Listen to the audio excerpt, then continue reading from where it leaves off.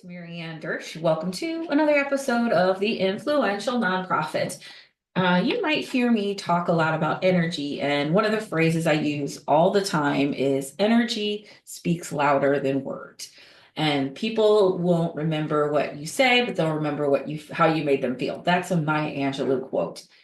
That is really indicative to energy. We often don't really understand energy or actually think it's a real thing. Like we talk about it, but do you really get that this is a real thing that can actually be measured? And I want to say thank you to my former coach in business, life, and everything else, Michelle Villalobos. I was a part of her program, her superstar activator, inner circle program for 5 years. That's why I wear these more than 5 years, which is why I have these 6 stars around my neck. And this group and her influence and her guidance really opened me up to what was beyond the senses and what was beyond what we see, hear, feel, touch, because our brains are so smart. Our subconscious is so smart, and most of our brain is the subconscious. And when I talk about the subconscious, what I mean is that what Dr. Aaron, one of my other coaches, calls it the auto conscious. It's auto programmed. It's like the remote control of your brain. It can do what you want it to do and it doesn't have to think. And there is no thought. It's either yes or no. We don't have to think when we drive how to drive. Our brain knows how to drive. Our brain knows how to read. We've taught our brain that. So it's now part of our autoconscious or our subconscious. But our subconscious is also evolutionarily very powerful and taught to pick up on unspoken cues, because in the past, when life was very dangerous for us, when living through the day wasn't guaranteed, where there was constant threat of harm or death, before sort of civilized society emerged, our brains were hardwired to assess and understand threat, and also to read cues very quickly. We can within seconds, figure somebody out or understand what's happening. And that's because of our subconscious. And oftentimes in fundraising, in nonprofit leadership, we tend to overly focus on the words and the message instead of how we're showing up. And we're not really conscious of what we're putting out, because whatever we're putting down is what somebody else is picking up.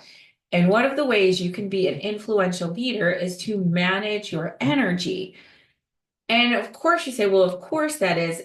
And also, how do you actually do that? And I'm not saying rainbows and unicorns here, because energy isn't something you can fake. If you are forcing it, people can see that our brains will understand the ingenuity of you trying to like sound good or look good or be happy when you're not.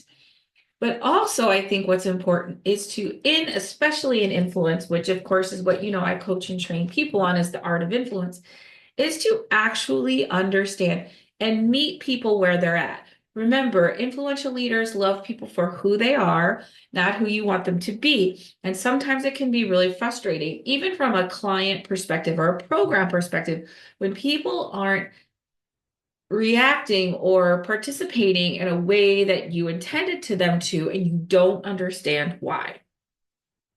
And a lot of that is not your messaging. It's not that. I'm going to give you tons and tons of examples in just a second, but it's not what you think it is. It's the energy, where it's the state they're in and the state you're in. Now, in all of this work that I have done, it's not so that I can be happy all the time. It's not so that I can operate from a place of rainbows and unicorns at all times. It's that for the most part, I know that I choose the energetic state that I'm in. And through practice, I can choose a state that serves me best. It's not like I don't get upset. It's not that I don't get scared. It's not that I don't get disappointed, that I feel pain. All of those things. And it doesn't affect me deeply, and my bounce back rate is better. I know that the pain is temporary.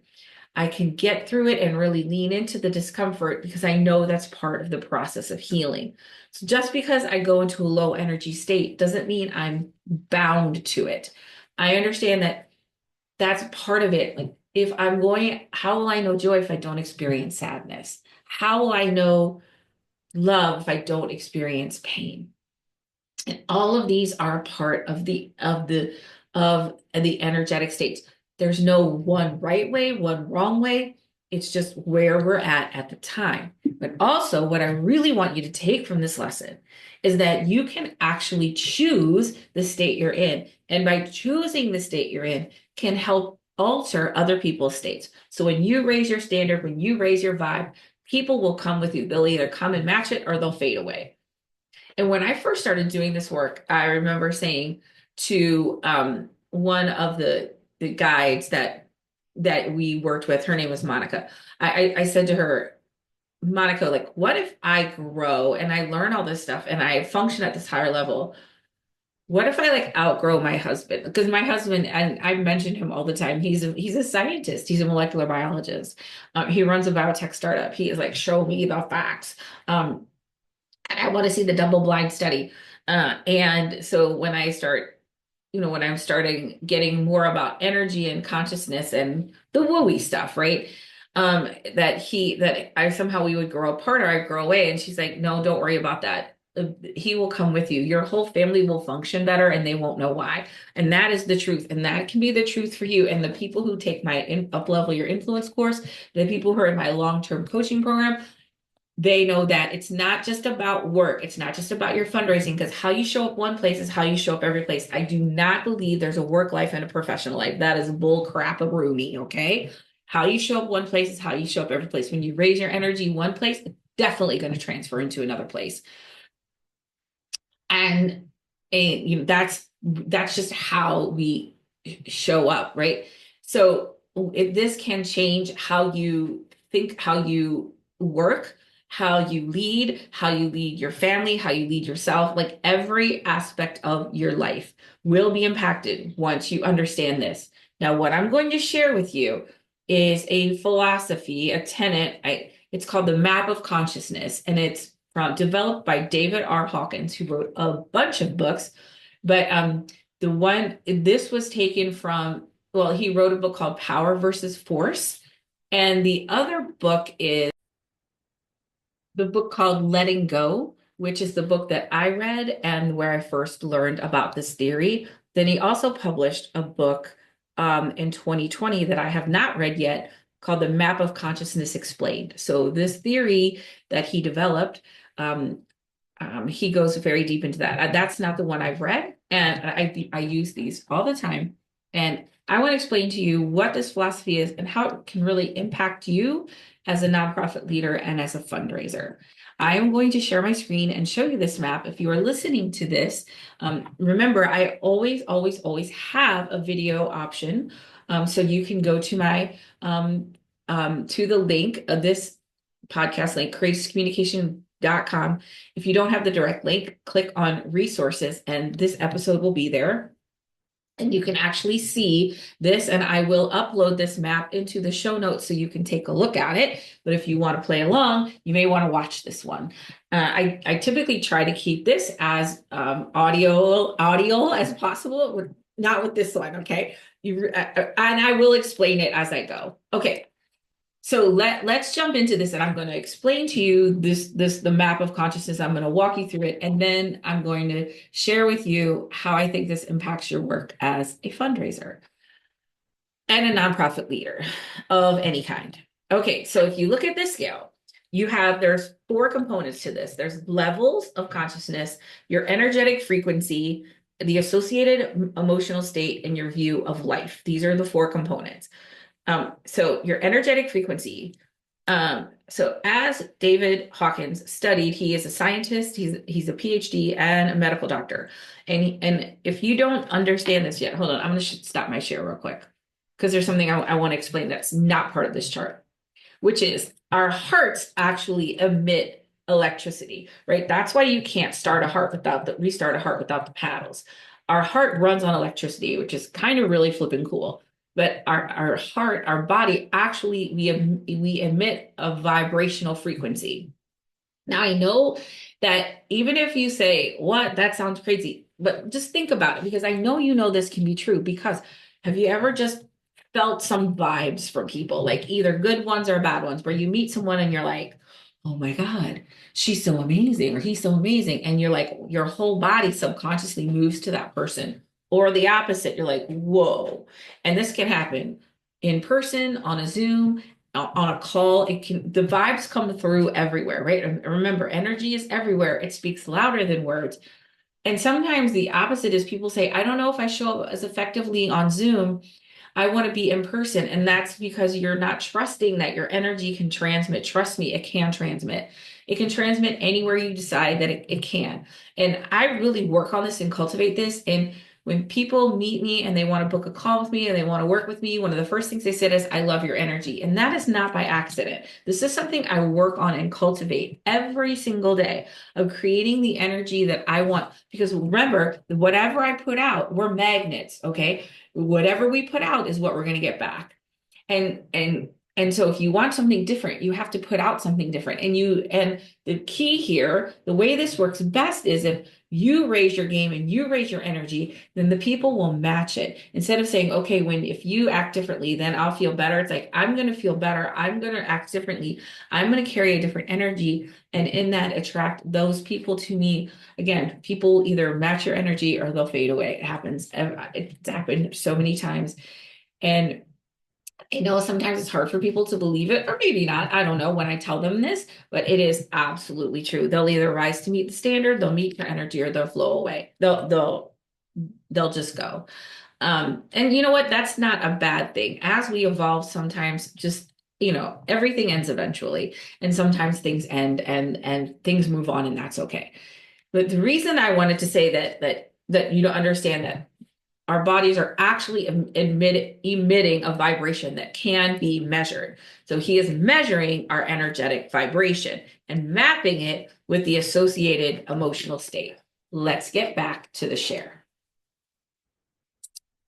All right, now I'm going to start from the bottom and work my way up to the top, okay? The lowest energetic that you can have is shame. If you look at the frequency, it's 20. And the associated emotional state is humiliation, and your view of life is miserable.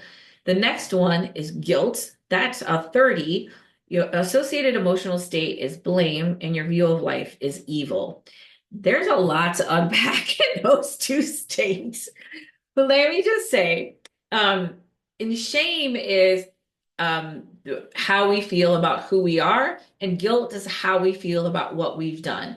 And those are the lowest vibrations. And I've mentioned this a bunch of times, but this is why we will do anything to not feel guilt and shame, because it feels pretty crappy and it's a really low vibe.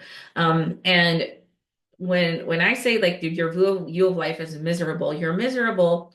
Because the humiliation comes from that at my core, who I am is something bad or wrong.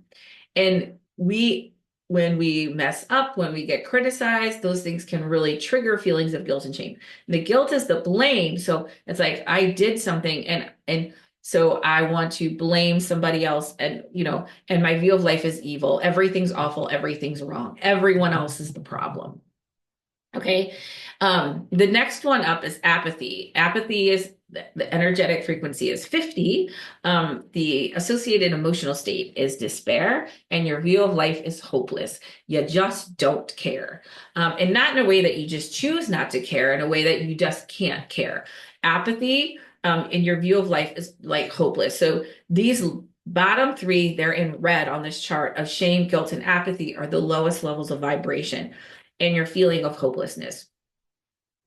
And in this place, if you don't know better, you can feel bound to these states. And what I mean is that you cannot figure out a way to get out of this. You don't believe that you can actually choose or create something different.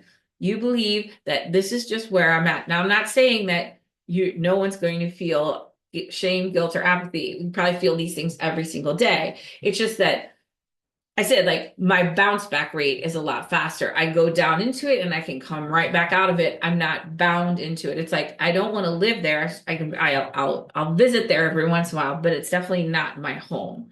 Okay. The next ones are Um, grief, fear, and desire. Okay, wait, pause. I'm going to pause for a second because I want to tell you a story about shame, guilt, and apathy.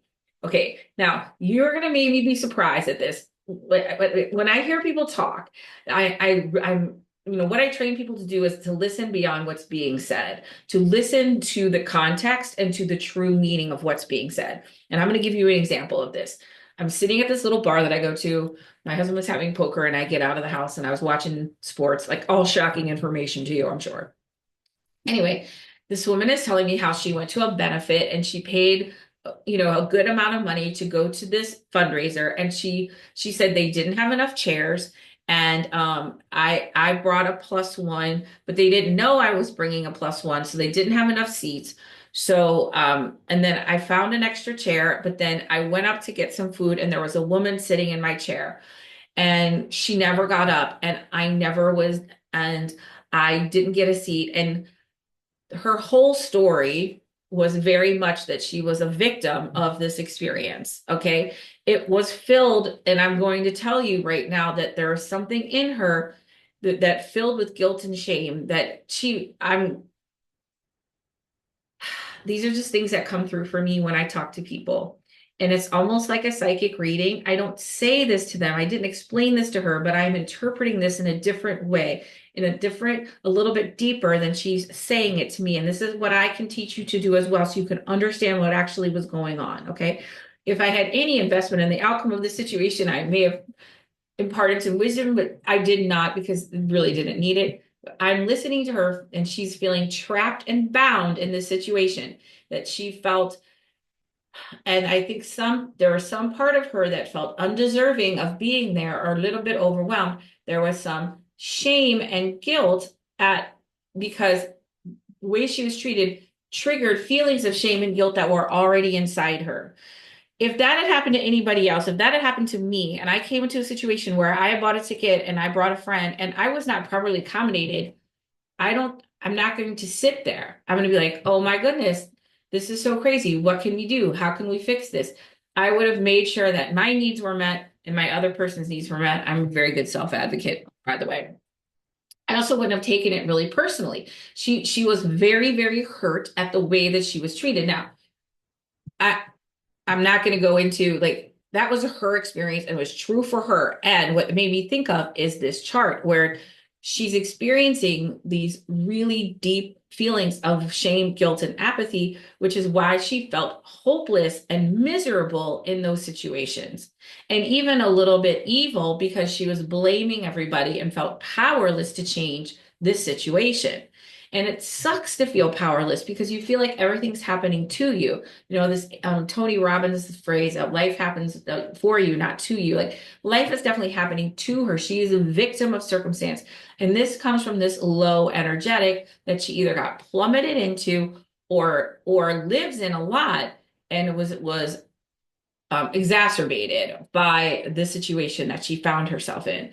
Other people may be in the same situation, and they're going to experience it very differently because they are living in a different state of consciousness, which allows them to respond differently to the situation. Okay, let's keep going. There's grief, fear, desire are the next three. I'm going to pick up the pace a little bit. Grief, fear, and desire are the next three. Grief is an energetic frequency of 75. And when I say energetic frequency, which is in quotes, he's actually measuring the frequency. So the lower the vibe, the lower the frequency. Like the lower the energetic state, the lower the frequency. Your grief is emotional associate is regret, and your view of life is tragic. Of course, when you're grieving, you're filled with regret. What could I have done? What could I do? And your view of life is tragic. 100%. A friend of mine, a dear old friend of mine, just lost her husband. Her view of life is tragic, and that is to be understood. There's no criticism of any emotional state. It's just where we find ourselves in. The next is fear. That's 100, which is anxiety. Your emotional state is anxiety, and your view of life is frightening. So you're in constant fear. Everything is a threat. Everything is wrong.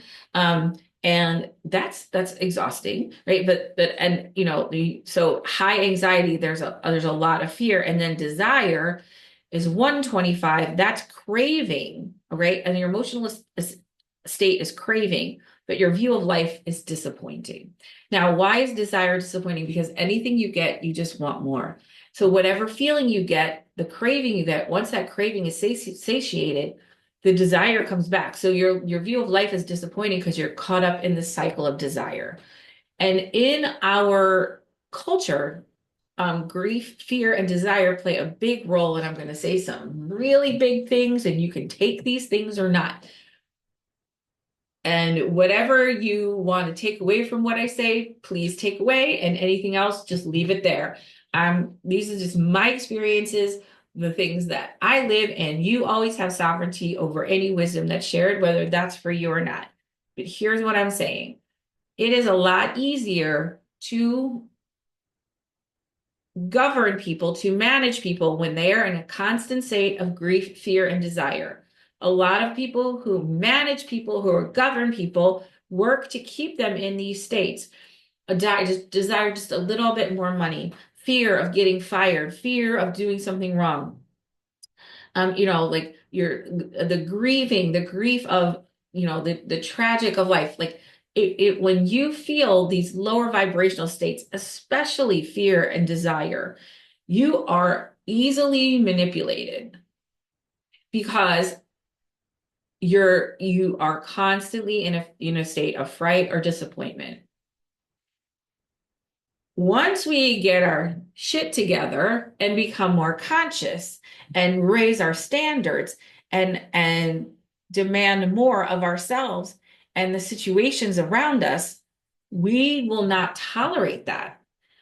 Many, many years ago, I had a colleague, and I remember sitting at a luncheon, and this woman chronically worked for jerks, and she was bouncing around nonprofit after nonprofit in my community and really couldn't. Every situation she was in was a crap situation. And everybody, my city is not so big that people don't talk and they don't know what organizations are well run and what organizations weren't. But she kept finding herself in these horrible situations. And I said to her, and this was kind of bold for me to say, the one constant here is you. Sister, when you are connecting. And why she kept working for jerks is because that's how she felt. That was her energetic state, right? Her life would have been tragic, frightening, or disappointing. And you're like, oh, this is a tragic, frightening, or disappointing workplace. Match. But you don't understand that if you're operating only through your subconscious. She just kept getting drawn into these places where other people might go and be like, no, not for me. Wow. And she just kept getting attracted. So it was up to her to raise her standards, to ask for more, because when she asked for more, she could attract more. Everybody who works with me, and I'm telling you, 100% of people who work with me come out operating at a higher frequency and attracting better things in their lives. I focus on fundraising because that's our biggest pain point, but this goes way, way broader and deeper than that. Okay. So now we're going to switch it up a little bit. And we're going to talk about the next level or group, which is the yellow group here, which is anger, pride, and courage. Now we're kind of getting somewhere, okay? Because anger is an energy, as Johnny Rotten said, for all you Gen Xers. Anger is an energy, and anger is often a revolution. So let me explain to you. There's anger, which is 150. Your emotional state is hate, and your view of life is antagonistic, right? So anger. And angry people, and they're just always angry, and you're like, I don't know why they're angry all the time. But their view of life is antagonistic. Okay. They're always picking a fight. They're always doing something. Next up is pride, 175. Emotional associated state is scorn. View of life is demanding. So if you're in pride, that's a very ego driven. So is anger in a way, because your view of life is you're antagonistic, right? Towards other people. There's a lot of, there's a lot of negative energy towards other people. But the pride is the scorn, which is, the ego of, I'm demanding. Nothing is really good enough for me, or I want to be seen by what I have, or what I do. And everybody has an ego. I say this all the time, and it's okay to have an ego. I have an ego, you have an ego. It's part of who we are. It's okay to have an ego. But the pride is like a lot of times we are living in a state of pride where, like we're looking over the fence. The grass is always greener. What are the Joneses having? What can I have, right? Again, this idea is demanding because whatever you have is never enough. Because, right? Because you're constantly criticizing, or what you get, then you dismiss it because you just want another thing. But now here's where the tables start to turn, which is courage. And the energetic frequency is 200. The emotional state is affirmation, and the view of life is feasible. This is where things start to shift. I wish this was designed a little bit differently because courage is a little bit different. Courage, now if you the view of life is feasible. And I want you to understand that anger and pride fuels the courage. The anger is enough of this. I take my power back. Pride is like, yes, I'm scoring. And there's something that just wants more for themselves. How do I get it? That's the courage. Emotional state is affirmation, and view of life is feasible. From this place of 200, from the idea of emotional state is affirmation, your view of life is feasible. Now you can actually start to implement change because you believe it is actually possible. From shame to pride on up, you do not believe that you can actually shift your life, that there's a feasibility, that there is a practical, reasonable, actual way to change your thoughts, your words, your relationships, your circumstances. And until you get there, nothing will change. Okay? Neutrality, 250. I'm going these quick now because it's all coming together. Okay. The next one up is a green, and there's three: neutrality, willingness, and acceptance. Neutrality is 250. Associated emotional state is trust, and your view of life is satisfactory. The next is willingness, 310. Now we're getting up there. Associated emotional state is optimism. View of life is hopeful. The next one is acceptance. Energetic frequency is 350. Your associated emotional state is forgiveness, and your view of life is harmonious. In these three states, so in the state of neutrality, what do I mean by neutrality? Is trust. We're living in very scary times. COVID was very scary times. And I really worked on my neutrality trust, right? My view of life is satisfactory. Things are okay. I trust that things are okay. I trust that things are working out. They're not going to work out. They already are. There's a neutrality in what happens. I could get it. I could not. When I talk about releasing the outcome, that's the energy of root neutrality. I could get this job or not. I could get this donation or not. It's all okay. It's not going to be okay. It's okay. They have willingness is optimism, which my view of life is hopeful. So not just that life is neutral, but that life is ultimately working out for me. And that my view of life is optimistic. And this is not, again, not rainbows and unicorns, blowing smoke or trying to make something happen. I know that my view of life is hopeful and I have hope.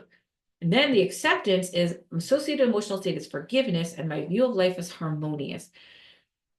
Forgiveness is like, that's the idea to say that nothing people do is really about me, right? If they, like one of the four agreements, in one of the four agreements, and they talk about like people are gonna, I can't remember the agreement right now. I'll find it in a second. People are going to do whatever they're going to do. It really has nothing to do with you.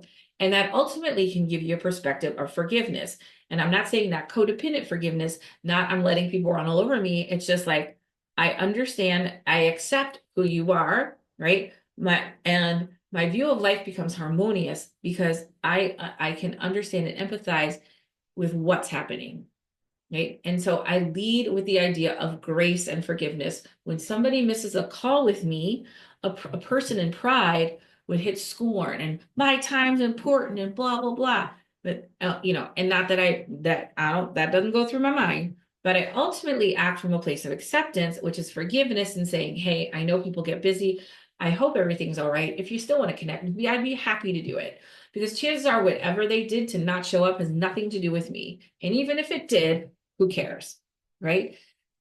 So the next ones up are reason, love, joy, peace, and enlightenment. Now we're getting into the really high vibes, okay? Most of us are going to live between 20 and 350. Okay. Not that we couldn't, our energetic frequency is reason and our view of life is meaningful. All of these, I'm not going to focus on them so much, only because there's only so much time. And this is where most of us are living right now. And most of the people we work with are in these lower frequencies. And if you're jamming on this, I would highly encourage you to look into the books. Like in the book Letting Go, each chapter is one of these states of of consciousness, and he walks through each one. And again, that newer book is goes into it even more, but I have not read that one yet. Anyway, Letting Go, it's not an, I want to say, I don't, wait, I want to say that. It is how do I want to say this?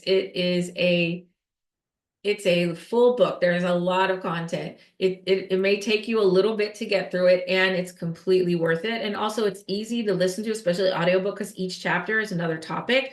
So you can kind of just take it chapter by chapter. Because each chapter is another level of consciousness. Okay, so let's unpack this a little bit as to how this shows up in our nonprofit spaces. I'm going to give you a very real world example, because you're like, Maryanne, this is great, but how the hell does this translate into what I do every day? Thank you for asking. Here we go. I'm working with a organization. I had a conversation with somebody and also a client, but I'm going to tell you about the client. So I'm working with a client, and they work with child care professionals. And they said, we have free training. We have free training, free classes that people can take. And then they up their certification or whatever, and it makes them eligible to make more money. They become more valuable. We can't give this stuff away for free. People will not take these trainings. And so they're thinking, oh, it's how we communicate, it's our marketing, and it is, but not for the reasons that they think. So yeah, I think there's some, issues of consistency and but it's their approach that was off. And why was their approach off? Is because they were assuming that the people that they were talking to were in a state of courage, that they thought that their view of life was feasible and that they could actually access training, complete the training, and make their lives better for it. They weren't there yet. So we said, okay, remember, we love people for who they are, not who we want them to be. And in marketing, it's the same thing. We have to see people for who they are and meet them where they're at, instead of saying, hey, come up here to Courage, it's so much better. So where are they living? And it was sometimes a lot of apathy, a lot of grief and fear. And it's easy to understand why, for what reason they might be in these states.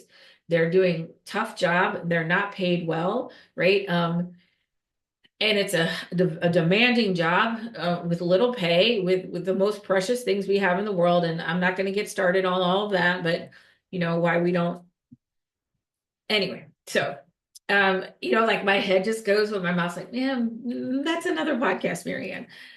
So what they do not believe that what they do matters. They do not believe that their voice matters, that what they do matters. And that's why they're not taking advantage of this. So we have to meet them where they're at. So our marketing and our messaging was more about apathy. We get it that sometimes you think that things are pretty hopeless and things won't change for you, right? Or you're tired of being disappointed by, the where you're at. If you're interested, right? If you're interested in changing that. Now, here's the thing. Some people are going to be open to that and some people aren't. But there's some people who may be able to access that courage.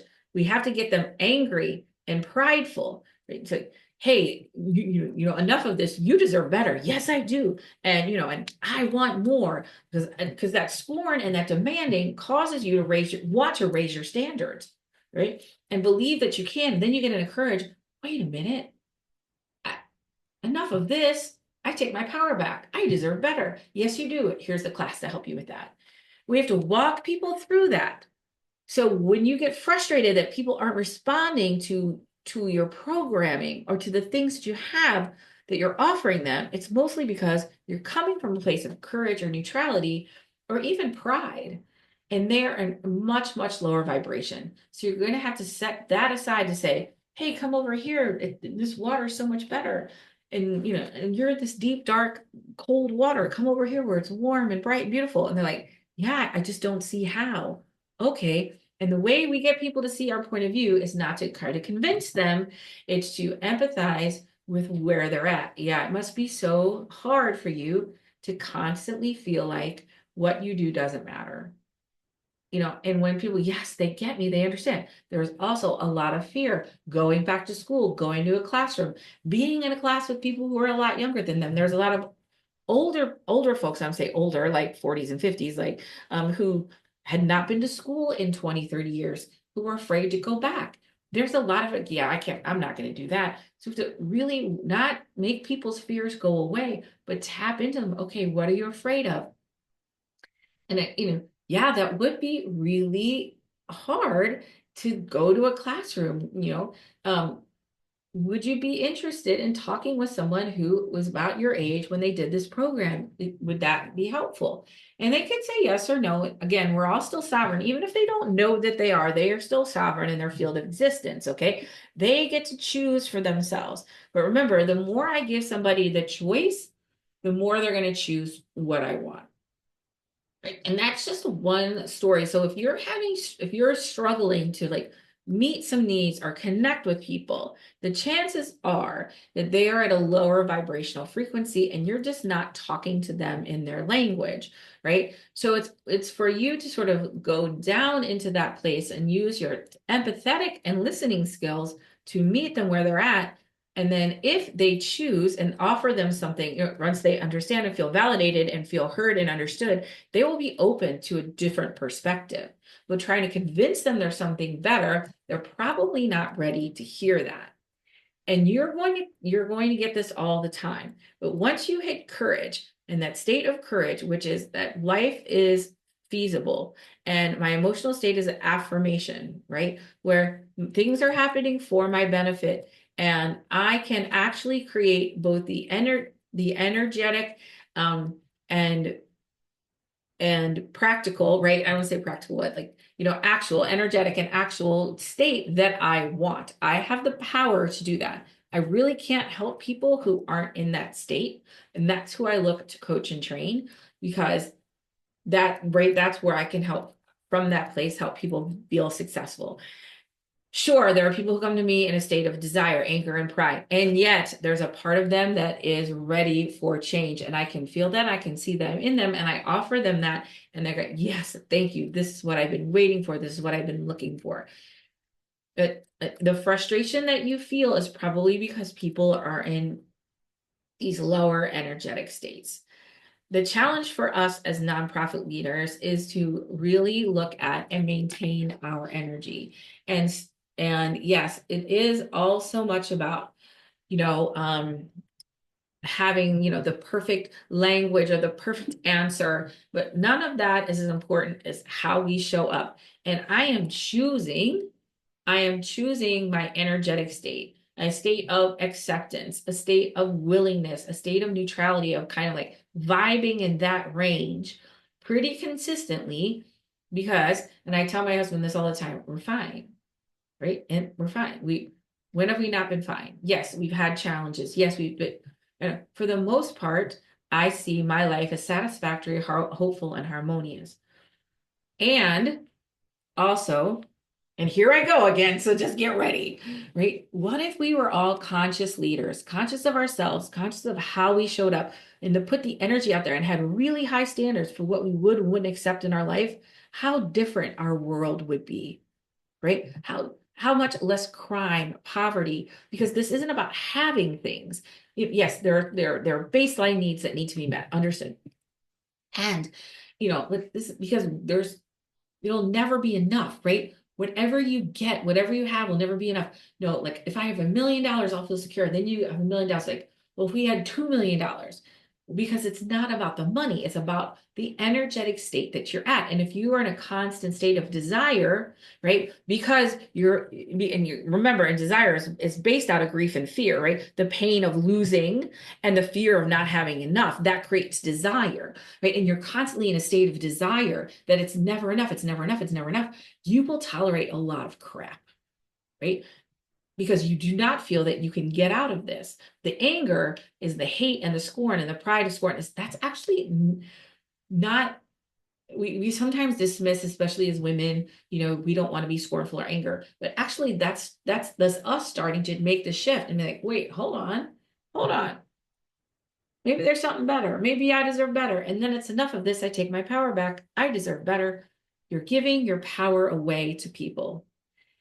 And if none of us gave our power away, we would not be easy people to govern or lead, right? In a government sense or in an organizational sense, but actually easier to govern and lead because we're going to make our own choices and we're going to actually do what's best. But in systems, whether they're small systems or big systems that benefit of keeping people in shame, guilt, apathy, grief, fear, desire, one of those lower states.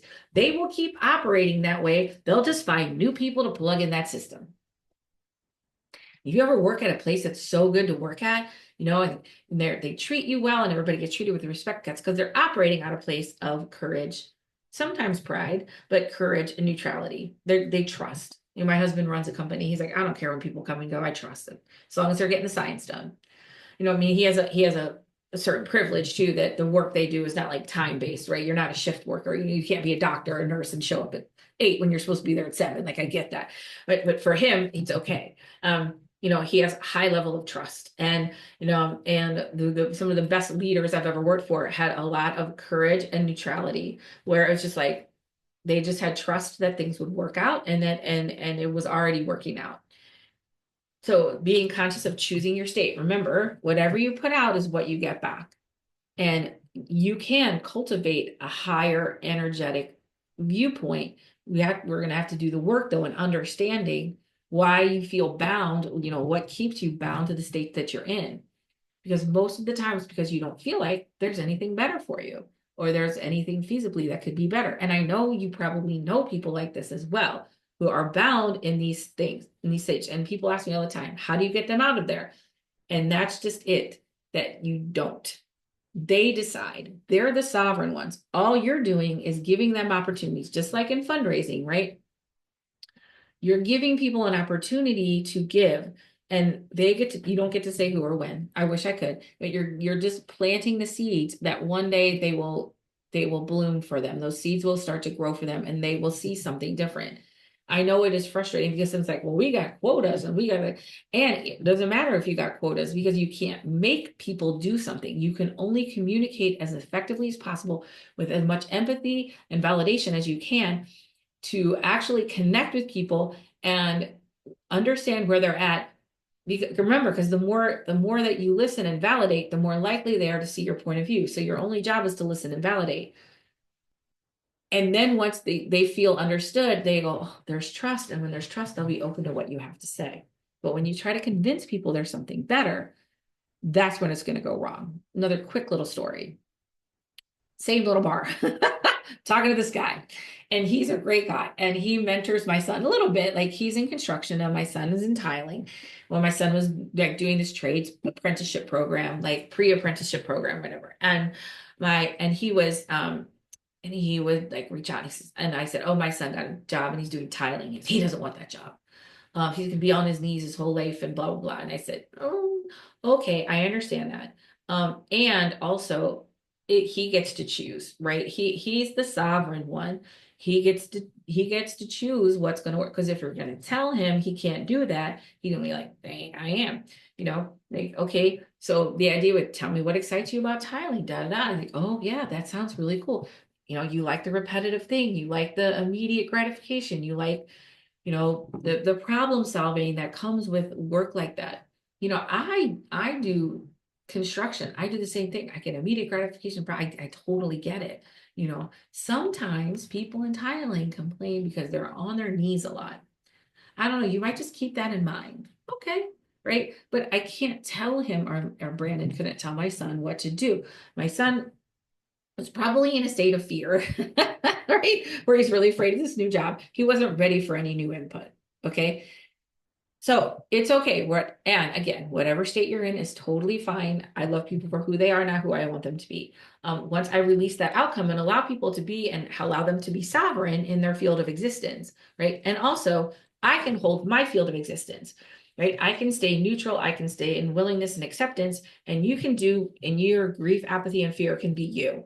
And that is one of the biggest gifts about understanding and being a conscious leader is like I can have people around me that are functioning in a different way than me, and they be in a lower energetic frequency, and I can still maintain my energy. I just can. This is not a wand. I'm not going to wave it and you're going to do this. This is practice. And but it's once you practice it, become conscious of it, you train your brain, you train your body, you can do this. You can shift this.